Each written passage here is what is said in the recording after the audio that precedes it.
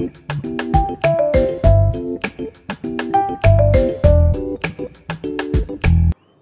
పక్క retired RTC employees కూడా జీవన భృతి కల్పించాలి. అది కూడా నేను వర్కౌట్ చేస్తాను. మెప్మాలో ఉండే రిసోర్స్ పర్సన్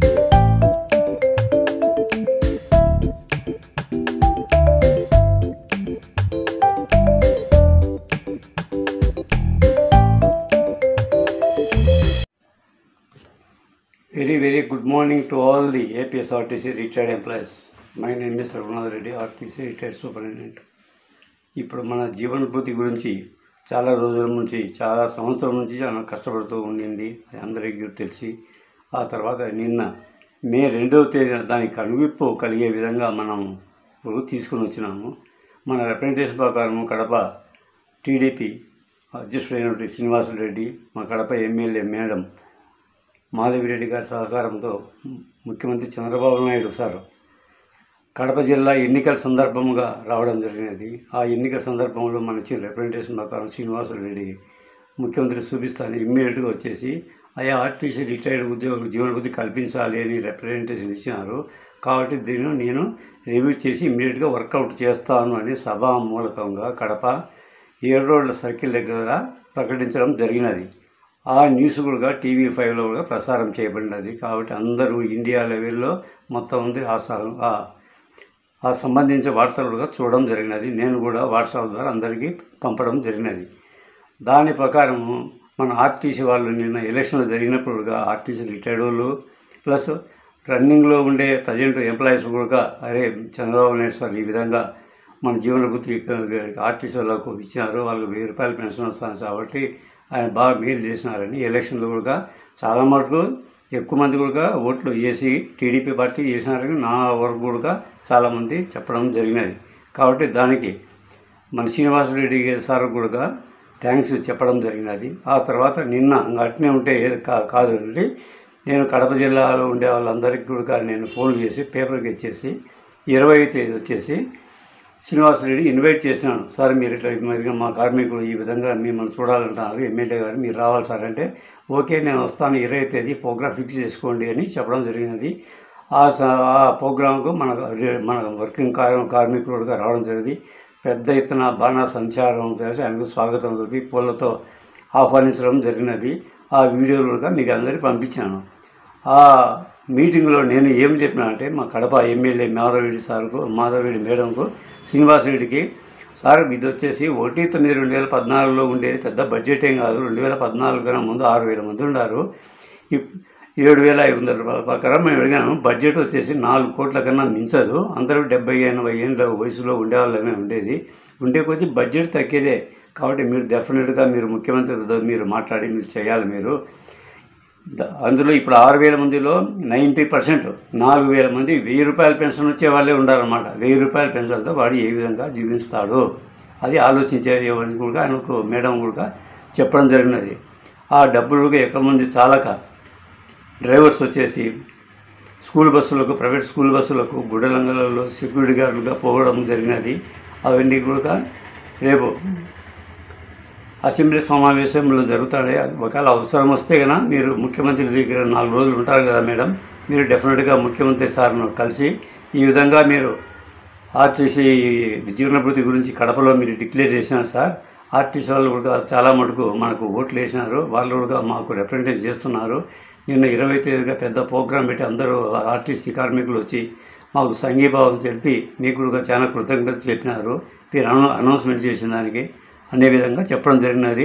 ఆ తర్వాత శ్రీనివాసరెడ్డి సార్ కూడా నేను కూడా ఫోన్ చేసి సార్ ఇట్లా విధంగా ఉంది ముఖ్యమంత్రితో మాట్లాడాలి సార్ అంటే okay definitely I will discuss with CM అని నాకు మెసేజ్ ఇచ్చి చెప్పడం జరిగినది.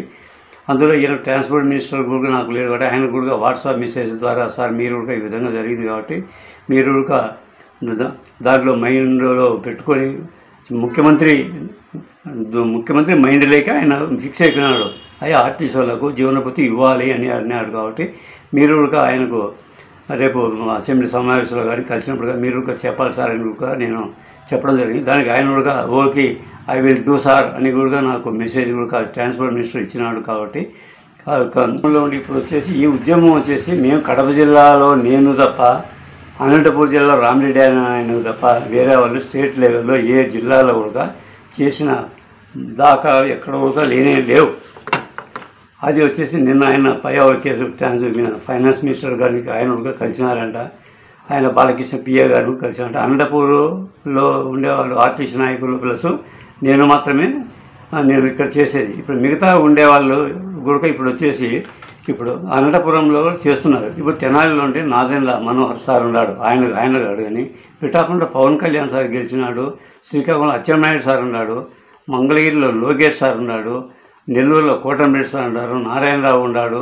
అవన్నీ అందరూ ఉన్నారు. కాబట్టి మీరంతా ఏం చేస్తున్నారో నాకేం అర్థం కావడం లేదు. అందరూ కలిసండి అయ్యా, ఇక్కడ మేమే చేస్తాం, ఇప్పుడు ఇక్కడ మేమైనా చేయడం మీకేం కావట్లేదా? మీరు అక్కడ కూడా చేస్తే కదా ఇప్పుడు నేను వేస్తాను, నా కడప జిల్లాలో వాళ్ళు పేపర్కి వేస్తారు, అది ఎంతవరకు వస్తుంది? అంతవరకు ఏముంటారు. అదే ఇక్కడ మీరు విజయవాడ కానీ గుంటూరు కానీ అక్కడ వేరే సాట చేస్తే వాళ్ళకు మెయిన్ క్యాబినెట్ మినిస్టర్లో ఉండే వాళ్ళకు నోటీస్ పోతారు. ఇప్పుడు చేయాల్సిన అవసరం లేదు అయ్యా. 2వ తేదీ మేలో కడపలో ఎన్నికల సభలో చంద్రబాబు నాయుడు సారు ఈ విధంగా జీవనభూతి ఆర్టీసీ వాళ్ళకు ప్రకటించడం జరిగినది అని ఆ క్లిప్పింగ్ వాళ్ళకు చూపిండి. అది చూపించడానికి కూడా మీకు బరువు అయితే ఎటయ్యా మీరు? ఇప్పుడు విజయవాడ నుండి ఆంజనేయులు ఏం చేస్తున్నాడు? అయ్యా ఆంజనేయులు గారు, ఇప్పుడు నేను అప్పీల్ చేస్తున్నాను, నువ్వు జనరల్ సెక్రటరీ, నిన్ను ఎన్నుకున్నారు, అప్పుడు నా పిల్లలు నేను కూడా చూసినాను నిన్ను. నువ్వు ఏం చేస్తానో నాకేం అర్థం కావడం లేదు. అంతగా ఇష్టం లేకుంటే ఆ పోస్టు రిజైన్ చేసేసేసి వేరే వాళ్ళని ఎన్నుకుంటారు. ఏంటికి అవే నువ్వు జనరల్ సెక్రటరీకి స్టేట్ లెవెల్లో నా స్ట్రెంత్ ఇంత ఉండదంటావు. నువ్వు ఒక ఎమ్మెల్యే కలిసి జీవనభూతి గురించి అడిగాను లేదా నీకు? ఇప్పుడు మన ముఖ్యమంత్రి నారా చంద్రబాబు నాయుడు సార్కు విజ్ఞప్తి చేయడం ఏమంటే, సార్ 1/9/2014 ముందు రిటైర్మెంట్లో 6,000 మంది ఉన్నారు, 7,500 రూపాయల పగారం మేము అడిగినాం సార్. 4 కోట్లు బడ్జెట్ అయ్యేది ఒక నెలకు. అందులో అందరూ 70-80 ఏళ్ళలో ఉండేది. చాలా భయంకరంగా ఉన్నారు సార్ ఆర్టీసీలో. ఇప్పుడు రిటైర్మెంట్ అయిన వాళ్ళపై ఎవరు భయంకరంగా జీవనం సాగిస్తున్నారంటే ఒక ఆర్టీసీ రిటైర్డ్ వాళ్ళది. మేము 30-35 ఏళ్ళ వరకు సర్వీస్ చేసి కార్పొరేషన్ ఈ విధంగా స్టేజ్కి తీసుకుని వచ్చడానికి మేము కూడా చాలా కష్టపడినాం సార్. మా మీద దయచేసి మీరు కూడా చేయాలి. మీరు ఇంతకుముందు మాకు బస్ పాస్ కూడా ఇచ్చినారు, ఆ కృతజ్ఞత కూడా మాకు కూడా ఉంది. ఇప్పుడు కూడా మీరు జీవనభూతి గురించి మీరే అనౌన్స్మెంట్ చేసినారు కాబట్టి మీరు కూడా అది మతికి పెట్టుకోవాలి. అదే ఈ విధంగా ఆర్టీసీ వాళ్ళకి చేసినాం కదా అని మళ్ళీ వీళ్ళు మిగతా వాళ్ళు మీకు మతికి వేయాలంటే కొంచెం బరువుగానే ఉంటుంది. కాబట్టి మీ మైండ్లో కూడా పెట్టుకోండి. అదే ఈ విధంగా ఇచ్చినాం కాబట్టి ఒక 4 కోట్లు కాబట్టి మేము కూడా ఒక అధ్యయనం చేసి ఒక ఎండీకి మీరు ఆర్డర్స్ కానీ ఇష్యూ చేసి ఎంతమంది లేదు చెప్తారు. అవి చిన్న పిల్లలే చెప్తారు. ఇప్పుడు ఎంత వస్తుంది ఆర్టీసీలో కంటే 1000 రూపాయల కన్నా ఎక్కువ మించి ఎవరు కలిగి 1000 రూపాయలతో ఏ విధంగా బతుకుతారు సార్? మీరు ఆలోచన చేయండి. ఊరు వచ్చేసి 60,000 70,000 వస్తున్నాయి. ఇప్పుడు అందరికీ పిల్లలకు అంతా పెళ్ళిళ్ళు అయిపోయినాయి, ఎవరి వాళ్ళు ఉన్నారు.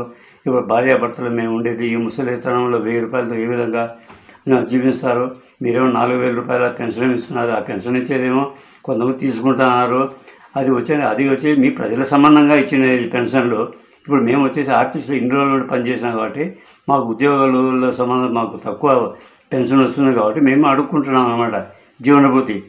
దీనికి సంబంధం లేదు కాబట్టి దీనికి నా 7,000 అడిగినాము. కాబట్టి మీరు డెఫినెట్గా మంజూరు చేస్తారని నేను చూస్తున్నాము. కాబట్టి మిగతా ఉండే వాళ్ళు లీడర్స్ కూడా మీ క్యాబినెట్ మినిస్టర్ దగ్గర కలిసండి. అయ్యా చంద్రబాబు నాయుడు సార్ ఈ విధంగా కడపలో ఈ విధంగా డిక్లేర్ చేశారు, మీరు చెప్పండి సార్కు చంద్రబాబు నాయుడు సార్ కానీ ఈ విధంగా మీరు చెప్పే బాధ్యత మీరుంది. కాబట్టి ఎవరుగా ఇంట్రెస్ట్ ఎవరు చూపడం లేదు. ఒక అనంతపురంలో కడపలో తప్ప విజయవాడలో ఏం చేస్తున్నారు? ఆంజనేయులు మీరు వచ్చే దానికి రాజీనామా చేసేసేయండి సార్. మీరు జనరల్ సెక్రటరీ ఏంటికి మీరు ఉండేది? మేము మేలు కదా ఇదంతా నువ్వు డైరీలు చేసుకున్నావు దీనికి తప్ప అందుకని నేను కార్మికులు ఎన్నుకునింది. కొంతమంది పని చేయండి అయ్యా. ఊరికే ఎవరు చేసినా అడ్డం మాట్లాడతావు నువ్వు. మాకు అది తెలుసులే ఇది తెలుసులే, మీరే ముఖ్యమంత్రులే, మేము అది చేస్తాం ఇది చేస్తామని మీకు ఫోన్ చేశానని అసలు మాట్లాడే సభ్యత కూడా మీకు తెలియదు. కాబట్టి మీరు చేసేటంటే మీరు కూడా ఉత్తర ఆలోచన చేసి మినిస్టర్ దగ్గరికి పోయి ఈ విధంగా జీవనభూతి అడిగేదాన్ని మీరు ట్రై చేయండి. మీరు మంచి పేరు తెచ్చుకోండి. లేనప్పుడు మీ పదవి నుండి తప్పుకొని వేరే వాళ్ళకు ఛాన్స్ ఇవ్వండి, వాళ్ళన చేసుకుంటారు. కాబట్టి విజయవాడలో కూడా బాగా చేస్తే కనుక సీఎం నోటీస్ పోతాయని నేను అనుకుంటున్నాను. మిగతా వాళ్ళు తెనాలి వాళ్ళు పిఠాపురము పవన్ కళ్యాణ్ సార్ను, ఈ నాదెళ్ల మనోహర్ సార్ను అందరినీ అడిగి ఈ విధంగా చంద్రబాబు నాయుడు సార్ కడపలో డిక్లేర్ చేసినారు, మీరు మాట్లాడి చేయండి సార్ అని మీరు చెప్పాల్సిన బాధ్యుడుగా మీరు లీడర్ల మీద ఆధారపడద్దు. మీరు 10 మంది 20 మంది పేపర్ స్టేట్మెంట్ ఇచ్చేసి మీడియా ద్వారా సీఎం నోటీస్ వేడుగా చేస్తారని నేను ఆలోచించున్నాను. Thank you very much all.